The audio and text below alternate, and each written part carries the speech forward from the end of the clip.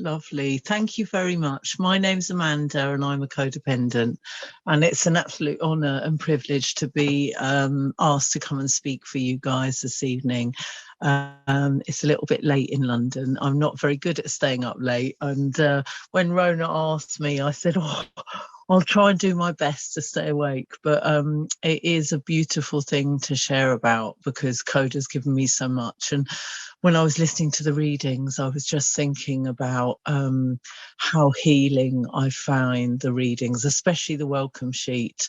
For me, it sums up beautifully what Code is about and what's on offer here.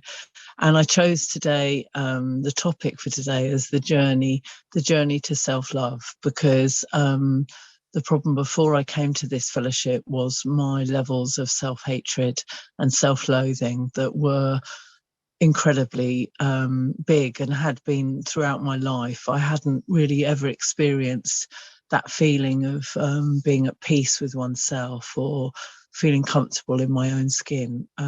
Even going back from quite a young child, really, I do remember never feeling pretty or good enough, or just feeling uncomfortable within myself. And I remember as a teenager that getting much stronger, and I used to walk around thinking, you know, I was really ugly. I felt I've got a bit of a Roman nose, and I used to think my nose was really disgusting, and I've also got very dry skin on my hands, and I used to feel very embarrassed about that, and all these aspects of me physically that I couldn't I didn't like about myself. And really, before I talk about you know, why I came to this fellowship, it's important to mention that both my parents were drinkers, and both my grannies were drinkers as well. So I'd sort of come from two family systems that was soaked in alcohol, and I really get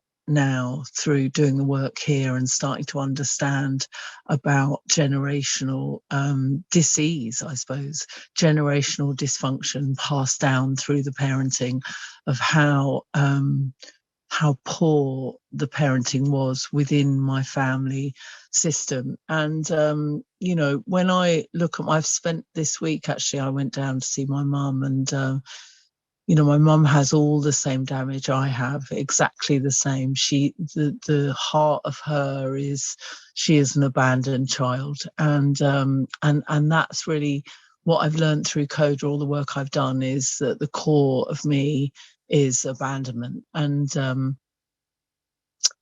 abandonment is connected to the self-hatred.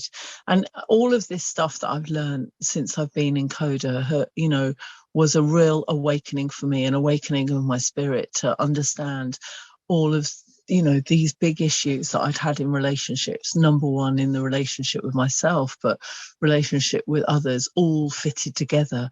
And you know, and I didn't really understand what codependency was until I came to this fellowship. I would pop in every time a relationship failed and sit at the back of the room with snot hanging out my nose, going, oh, you know, and I would hit this incredibly big pain, this physical, emotional, just, it felt like my insides were falling out when relationships ended, and I couldn't understand where that pain came from.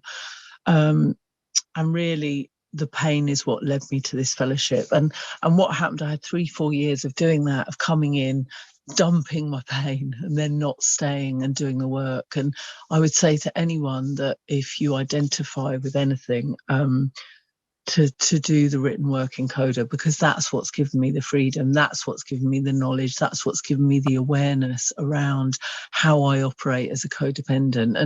And I've done the Coda steps quite a few times now with groups, always in a group. And what I've learned is that everyone seems to act out their codependency in totally different ways. Everyone's unique, and mine, I was in the role of a caretaker as a young person. My little sister was disabled. My mum was quite a vicious verbal alcoholic. And so I was always trying to look after my sister and keep her out of the way and protect her. And my dad my mum and dad fought a lot, and my earliest memory really is to sitting at the top of the stairs listening to my parents fighting. And I came from a very middle class home, but what was so I was given everything materially. You know, even today my parents think love is money and material stuff, but the most important stuff wasn't present within my family: love, attention, validation, affirmation, guidance, verbal support, you know, and because they hadn't been given, my parents hadn't been given that by their parents.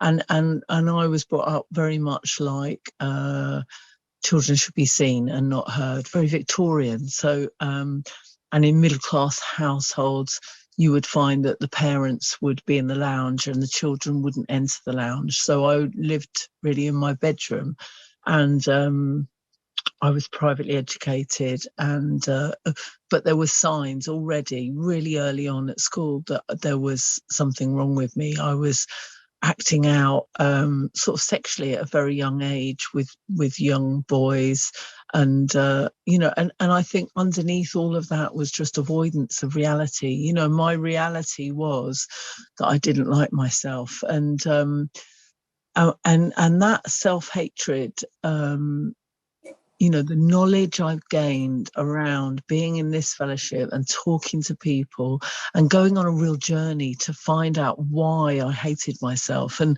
why it was so strong within me. Because I sort of, there was one part of me that knew I wasn't actually that ugly. So where did this come from? And I really, I made it a mission really to understand. And I guess the pain, it was linked also to the pain around the ending of relationships. Every time a relationship ended, I felt suicidal. It brought up this stuff, which I now know today was, you know, the relics of my story of what happened to me as a little girl. And what happened was that my mum and dad were both drinkers, and they divorced, and my mum left the family home and she went off to live with her new lover, my stepfather, who was also an alcoholic, and I was taken with them with my sister, and my stepfather made it clear he didn't really, I wasn't part of the deal, and so I went into another house where, again, I was very separated from them. And I felt like my mum had, you know, chosen my stepfather over me as well. So there was always this sort of triangle of trying to get her love and feeling unloved, you know, feeling unloved from a very young age, and feeling like my mum's priority was her partner.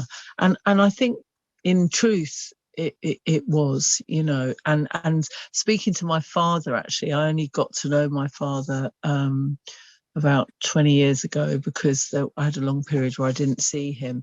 And I know he also too has all of the same story from his family. You know, his mother was an alcoholic, and he has terrible abandonment at the end of relationships and feels like his world's falling apart. So there's been these generational stuff that's just been passed down, which is a lack of love. And what I developed, what I now understand to know through doing the work in Coda, is that I was a very emotionally neglected child. I wasn't battered, and I wasn't beaten, and I wasn't sexually abused. And because of that, I never considered I was a child that had been brought up in trauma. But the more I read and the more I understood about the literature, and the more I looked into why an inner critic develops, the more I started to understand that this was a result of you know, severe emotional neglect. And that voice for me was around, for me very much as a teenager. It was incredibly loud, and it really affected how I carried myself. And you know, and I think really I was most probably very academically bright and had that high achiever part of me, but it was also about getting attention and being noticed. And And in my family, I wasn't really seen, I wasn't heard, and I wasn't given any physical attention as well. Today I'm a very physical, I love to be touched, and I loved, I've learned what love is in Codependency Anonymous. I had no real idea about what healthy relationships were. And I came here because of my self-hatred. But there was this other side of it that I really wanted and had that desire to have healthy relationships. And I knew I didn't know how to do that because it hadn't been modeled in my family. All I'd had was rows, people kicking off. My mum's very, very controlling. She's really dominates. She just sort of rules, it's like her way or the highway. I've never seen negotiation within a relationship. I've just seen shouting and people saying, this is what you need to do, So all my role modeling was incredibly wrong, and it's almost like I came to this fellowship and I had to chuck out my rule book for life and relationships because I realized that everything I'd been sort of seen, not that I'd been given, but everything I'd witnessed had not been the right way to do things. And my results at having relationships were always ended up in pain, self-defeating behaviors, real sabotaging elements. And that was also to do with the inner critic. The inner critic would tell me so much that I'm not good enough, or I'm not pretty enough, or they're not going to stay with you. And basically, I really wanted to change, and I really wanted to have a different life and not hate myself and have healthy relationships. And I believed people in the meetings, and I loved the promises. When I heard the promises in Coda, I was like, this is what I want, and I really had felt the emptiness in my soul, as well as my relationships growing up, and even present day relationships where I'd allowed other people's wishes and wants and needs above my own. I've never been very good at getting my own needs met. I'm a chronic caretaker, and so I'm always much more concerned. And that makes me very good. I'm a very good emotional reader, so I can walk into a room and scan the room, and this is what happens through having alcoholic parents, is that I've learned to be very susceptible to other people's feelings and how they are. But the downside of that is I've never had a sense of self. I've never had a sense of what I believe or what's right for me or my truth.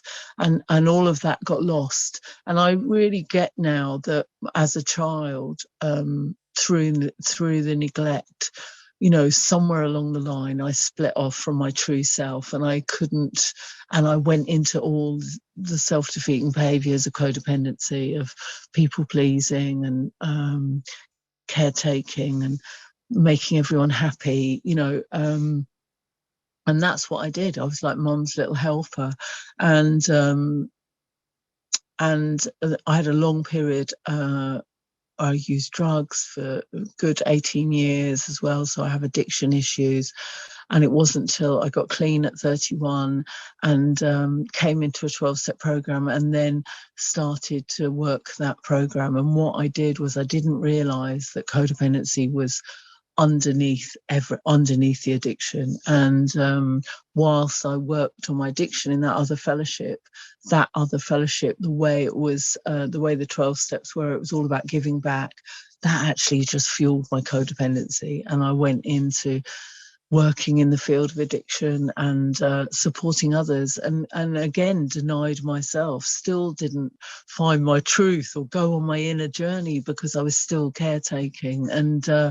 And during that time, I had 10 years where relationships failed again because I still had the inner critic still saying, you're not good enough, it's not going to work, they're going to leave you, like the abandoned child, like my inner child. I'd never, when people talked about the inner child, I'd just be like, oh God, I didn't like, that expression, I didn't understand it and I didn't like the idea of it. But at 10 years clean, I was ready and willing and in enough pain to realize that my life was completely out of control. I felt completely burnt out because of overextending. I've always had, periods of being very, very busy and then periods of just burning out, and I know from reading all the stories in the back of the Coda book, many codependents suffer that, ill health because of pushing that drive and I feel like, in some areas, my codependency at work has been amazing because you put me in a job and I'm like, yeah, I always driving to be the best. I have this, I'm not enough. And I remember when I first started working, I'd do like 50 hours a week because it would be like, that I'm not enough, just pushing me to push harder. And I've done it physically at the gym. There's always this element of control and perfection. My codependency is also around perfection, about looking. My mum always has her makeup on and always looks perfect. And and I love coming to meetings now with no makeup on and,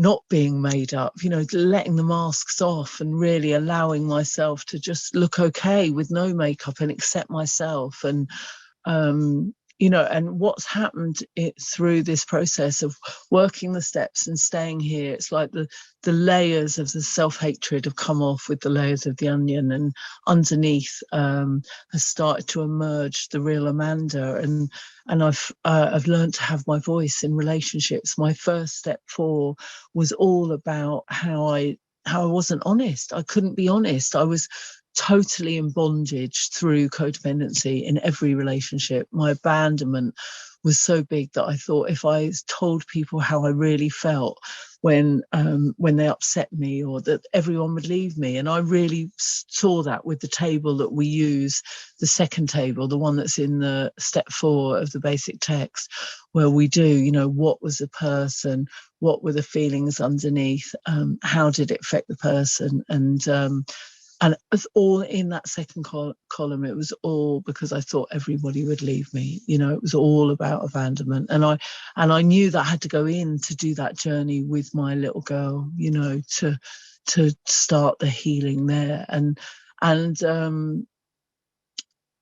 start to form a relationship with myself. The self-hatred was all about never going in, never having that loving relationship with me. And I just didn't know how to do it. I didn't know how to stop being busy.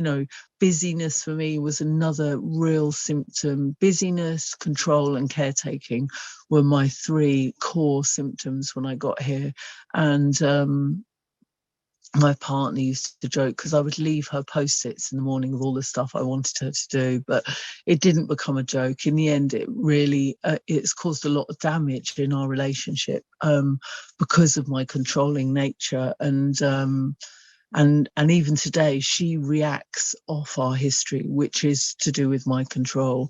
And I understand my control is all because of fear, because of fear and not trusting, learning to trust in relationships that my higher power is involved and that everything will work out and I don't need to strategize, and I love the fact that we start with that step 3 prayer. That step 3 prayer in the basic text for me is just one of the most beautiful prayers to know, because that was I think what had happened for me in this other fellowship was I boxed myself off and I told myself I'm never going to change.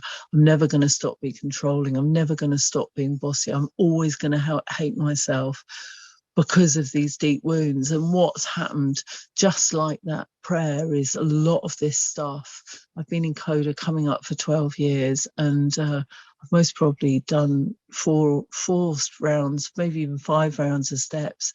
And each time, another layer of the onions come off and another layer of the controls come away. And I'm more in faith today with my higher power.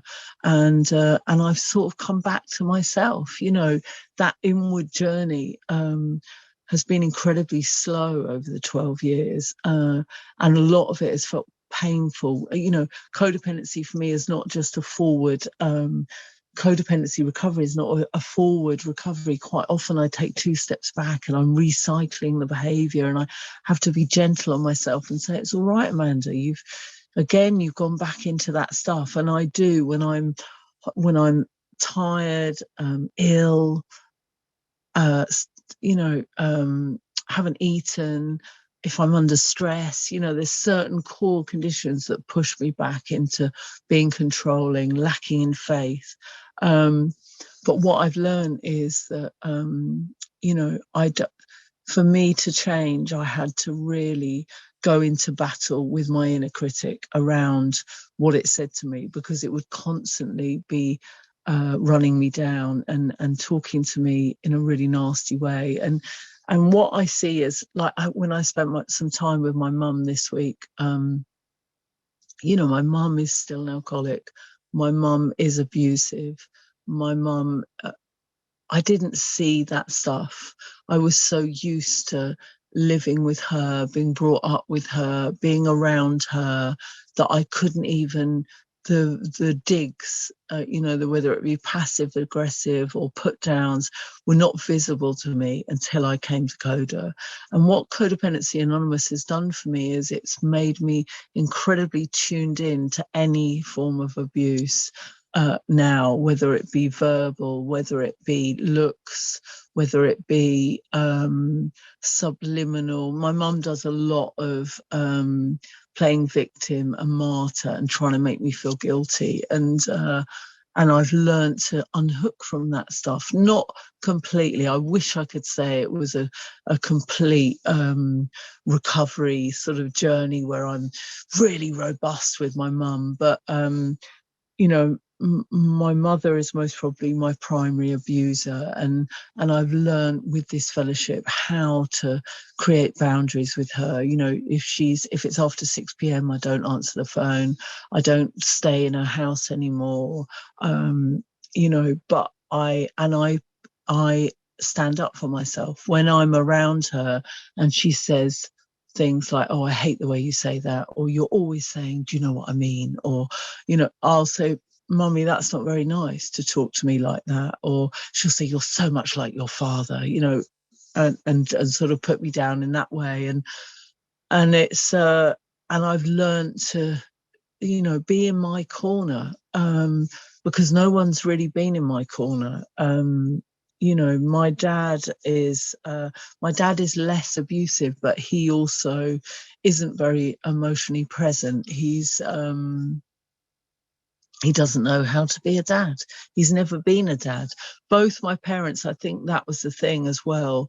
I always imagined that through this process of recovery, I would end up with really good relationships with my family. And actually, the relationships I've made with people in the fellowship have been amazing, because I've learned to connect. I've learned to be emotionally present.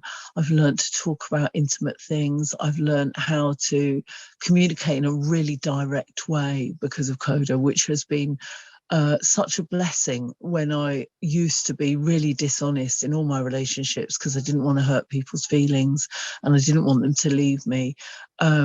But what's happened with my family relationships, in a way, they've become more difficult, because I feel their superficialness so much more.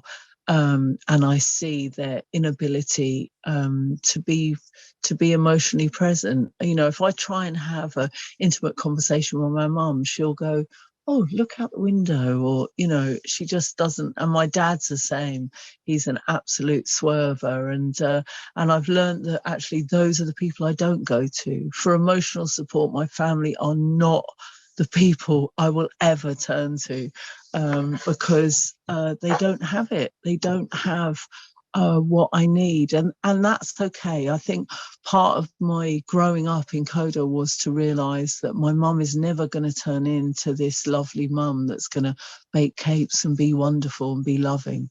She just doesn't have it to give, and I had to get some acceptance. I went through a real rage process in Coda around my family. And a lot of that was me reclaiming the anger from my inner child, because I didn't have a lot of the memories. I'd blocked out a lot of the stuff that had happened to me as a child. And through doing this step work and being in this program, a lot of memories came back, and piecing together through family members, trying to find out, the past, what happened where I was growing up. accidents. And, you know, I was pouring a drink when I was a 4-year-old and hit my head. I nearly drowned in my auntie's pool because nobody was watching me. You know, I used to light my mum's cigarettes driving the car. I was, you know, always around lots of heavy drinking. And it was just like I was a child caught in the crossfire. And what I understand is the damage for me in terms of myself and how I grew up to be a person, how I was to have relationships was so damaged and stunted by that, and by that way of life. And Coda, what it's done, it's helped me to heal, it's helped me to recover, it's helped me to be a better person, it's helped me to understand who I am and how I operate and what fragilities I have and how I need to look after myself when I'm around certain people. And my world's got smaller in terms of friends. You know, I came to Coda most probably with a much wider group of friends. And through this process of starting to turn up and be honest and find my voice, friendships have disappeared. And that's most probably because I had a lot of people that would, you know, I'm a bit of a radiator and a giver, and there were lots of people sort of hanging off me that, like it talks about in our promises, I didn't have equal relationships. I was always the giver and the caretaker. And through doing the work here, that's changed. You know, I've started to allow to have relationships that are equal and allow people to support me, which is something that I couldn't do in the past. And, you know, that self-sufficiency of growing up in a family. I left home at 15, you know, and I survived. I've always survived on my own, and provided for myself. And that's self-sufficiency is something that I've had to look at with my codependency, to understand that I need people, I need to reach out. And it's most probably only in the last few years, within my step groups, my Coda step groups, that I've really started to be really honest about my needing help and talking about my difficulties in relationships. I've got one really good friend, she's also in a relationship, and we have the same time in recovery, and we quite often share and just talk about our difficulties in relationships, especially both being in a long-term relationship. And the sabotage patterns are still with me. The inner critic has completely gone. I don't have that self-hatred voice anymore. You know, it's really changed. I did a lot of work with affirmations. You know, there are certain books that are Bibles for me, not just Coda literature, other recommended reads that were given to me by Coda members that have really helped me of that journey of self-love, of starting to go within, starting to love little Amanda. And, you know, and I love doing Coda meditations, stuff around codependency and the old messages. You know, I've had the privilege to change those messages, those core messages I was given as a child, which was, I'm not enough, I'm ugly, I'm not worthy, and you'll never amount to anything. And today I have that real sense that I am totally enough, and I see who I am, and I don't mind how I look anymore, and I like my Roman nose, and I have people in my life that appreciate me for who I am, and I've learned how to sort of respect my energy as well, and not give away so much, keep some back for me. And self-care has been you know, self-love for me is very connected to self-care, and through Codependency Anonymous, I've really learned how to look after myself.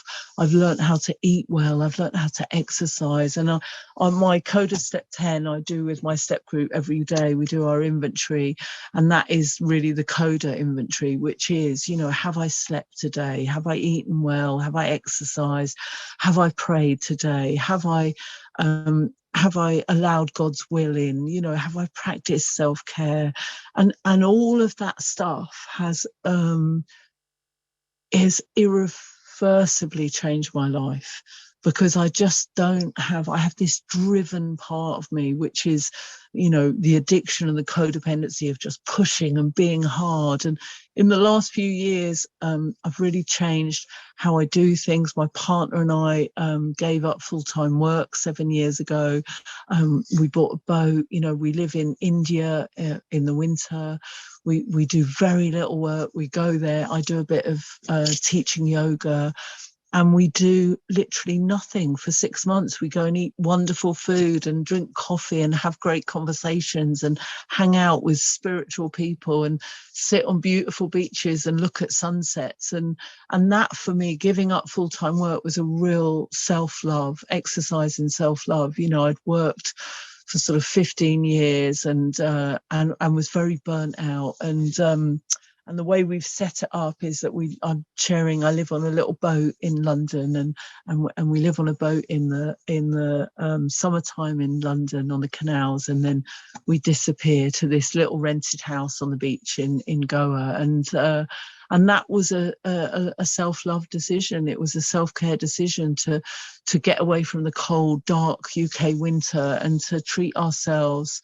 You know, I really have that gratitude that we only have one life. And I know with Coda, I've always got the opportunity to change more and to keep being a better person. And I would love to say that, you know, the Coda journey is very much within me. You know, I have this real sense now of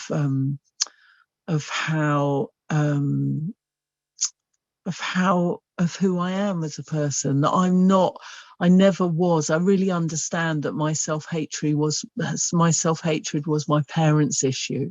It wasn't my issue. You know, it was the voice of trauma that comes when you're being neglected as a child, because I was trying to make myself perfect for them. And, you know, and I had a conversation with my mum a couple of years ago where I sat her down. I've been having lots of dreams about having this conversation. And I felt like my little girl wanted me to sit down and talk to my mum. And I did it on a day when she wasn't drinking. And I said, you know, what happened for me as a little girl, being put in that room as a child was just not okay. Being left up there for years on my own was not okay. And she said to me, you know, that's how I was brought up. And I said, I know that. I said, I'm just saying it's not okay. And she heard it. It was quite a little miraculous moment. And I was so proud of myself, because I didn't do it in a blaming way, but I was just saying, you know, that I was standing up for little Amanda, really, of all she'd been through, and honouring all the work I've put in here in this program to recover, to heal, to become whole, to have that centre, you know, and I don't have that self-hatred today. I really have a sense of loving myself, even though I still get it wrong. You know, I've had a week this week where I've had the flu and I haven't been great with my partner. I shouted at a member of the public the other day, who told me to get off my bicycle, you know, and I'm not, you know, I would love to say, but most of the time I feel like my being, my core is filled with love, you know, and like it talks about in those readings, where I've recovered and where I've healed, my love most of the time comes out towards other people, and that's beautiful, you know. And I don't have those sabotaging patterns that have been with me, you know. They still come up, you know, like I went to see my mum this week, and when I came back last night, I'd had a bit of a bad day, and I came in and I was really critical with my partner, and that's the residual, you know. And it happened, we had a couple of hours, and then I said, I'm really sorry, and we had a cuddle before bed, and it was all right. That stuff before, when I'd see my mum, it would take me 2 weeks to recover from being around her, you know. So there's still a residual, but I've learned to minimize the damage a lot more. And you know, and if you've come to this fellowship because of not liking yourself, you know, in the time that I've been here, my relationship with myself has dramatically changed. I've learned how to take care of my body. I've learned how to love myself. I've learned how to talk to myself in a loving way. I've learned how to communicate with other people in a loving way. Sometimes I don't get it right. Sometimes my delivery is still wrong with my direct communication. But I also know that this is a journey where there's never going to be, I wouldn't want to be perfect, you know, but I'm very good at apologizing when I've made mistakes, and I believe in those promises. Every time those promises are read out, I feel it in my heart. I feel like, God, this program was a lifesaver for me. I think I would have ended up institutionalized. I most probably would have had a breakdown, or I would have committed suicide with the pain of coming out of relationships. And you know, and you know, this year I had I ended the relationship with my partner. We've been together for 14 years, and I made a bit of a rash decision in it was in April, and we had a 2-month break. And over those 2 months, I didn't have the suicidal ideation. You know, I was incredibly sad about what was going on, but I didn't hit that stuff that I used to hit. And what I know is that's because a lot of the work and a lot of the healing has happened in this fellowship for me, where my abandoned child, I look after little Amanda now, you know, and I quite often, when I do my meditation in the morning, I spend a few minutes and I go up the stairs of the old house that I was brought up in with my mum and dad, and I go into her bedroom and I spend time with her and I stroke her hair and I tell her it's going to be okay. And she smiles at me these days. She smiles back. You know, there's not tears in her eyes. And when I first started doing those, meeting my inner child, it was very painful. And today it's not, because I've made that commitment to love her and be there for her.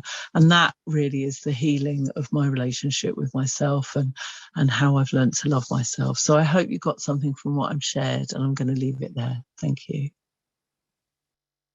Yeah, so I mean, mindfulness for me is just being in the moment, just being really present to everything. So more than what's going in here, just being with what I can see, what I can feel, what I can hear, whether it's the wind, whether I'm doing the washing up, it's the fluffy soap suds, you know, and staying out. I think I spent a long time as a child being in my head, and that was where the critic lived. And I feel like recovery in the journey is trying to come from the heart and be in the heart. So I think mindfulness for me is always trying to think about how I'm going to impact other people as well, and just trying to be true to myself, but also with the stuff around my parents and my family. There's a really beautiful bit in, I think it's in one of our readings about, you know, because I had all this stuff with my family, and I think what happened for me was I get very caught in the anger, and then I would still be in victim as well a little bit. And there's some quote in one of our literature bits that says about, you know, if you're still blaming your parents, you're still in victim and you're still in codependency. So I really had, you know, about 8 or 9 years in, I really had to make a sort of have a chat with myself and really get myself out of that victim position to grow, to heal, to forgive, to try and have the relationships with my parents as they are now as well. So I hope that's helped a little bit. Thanks.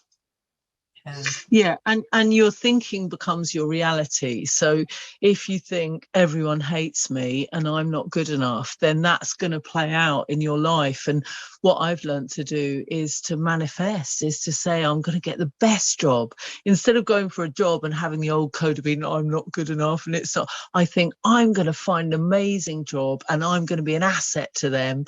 And I go into interviews like that. So, you know, using affirmations manifest the abundance rather than being in the critical. That's what I learned, how to change my thinking from codependent into healthy, was just swapping the negative for positive and then just repeating the positive and believing it, saying it until I believe it. So that's almost manifestation, is a bit like mindfulness, but just not giving the critical or the negative energy to my codependency.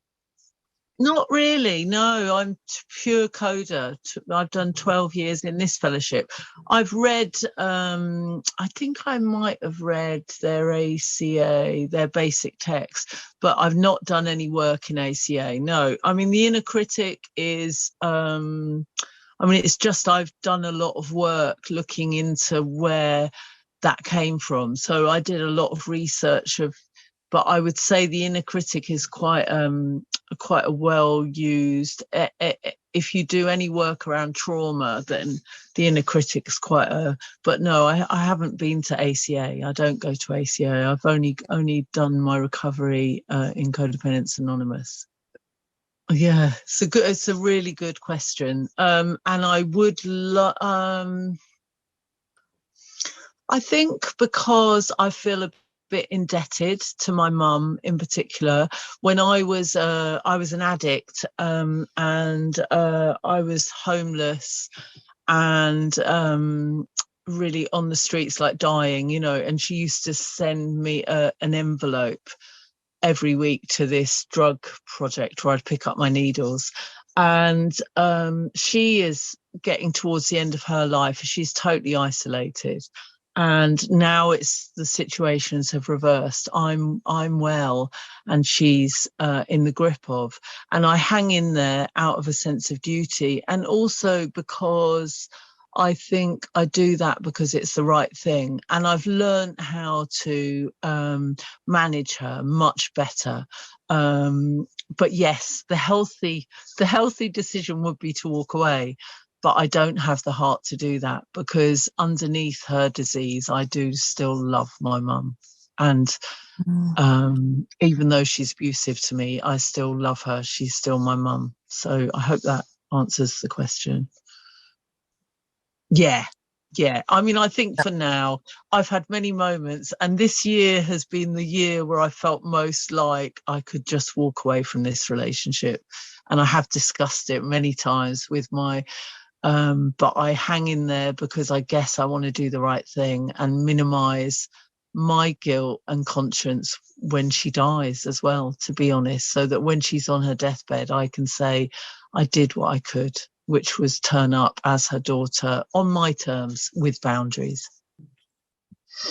Oh, definitely. I've worked through the traditions in the workbook, and I find the traditions really helpful, especially with committees as well.